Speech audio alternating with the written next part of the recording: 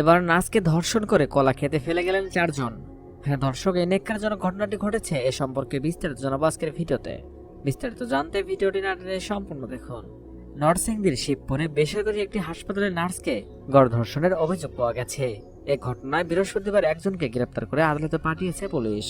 এর আগে মঙ্গলবার রাতে ধর্ষণের ঘটনাটি ঘটে। পরে বুধবার শিবপুর মডেল থানায় দুজনের নাম উল্লেখ করে ও অজ্ঞাতনামা দুজনকে আসামি করে মামলা দায়ের করেন ধর্ষণের শিকার নার্সের বাবা।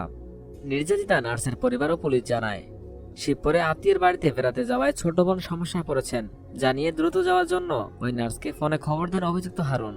ছোট বোনের সমস্যার কথা শুনে বোনকে ফোনে না পেয়ে রাতে শিবপুরে যান ওই নার্স। যাওয়ার পথে রাত 10টার দিকে মজলিশপুর এলাকায় পৌঁছালে অভিযুক্ত মনির ভুইয়া ছোট বোনের কাছে নিয়ে যাওয়ার কথা বলে ওই নার্সকে একটি কলা খেতে নিয়ে যায়। সেখানে যাওয়ার পর হারুন, মনির ও অজ্ঞাতনামা আরো 2জন তাকে ধর্ষণ করে। পরে অজ্ঞাত 2জন চলে গেলে অভিযুক্ত হারুন ও মনির ওই নার্স অসুস্থ অবস্থায় কলা খেতে পড়ে আছে বলে আত্মীয়কে ফোনে খবর দেয়। খবর পেয়ে ধর্ষণের শিকার ওই নার্সের আত্মীয়রা তাকে কলাক্ষেত থেকে উদ্ধার করে বাড়িতে নিয়ে যায়। পরে থানায় অভিযোগ দেওয়া হলে পুলিশ বুধবার নির্যাতিতা ওই নার্সের ডাক্তারি পরীক্ষার জন্য সদর হাসপাতালে পাঠায়।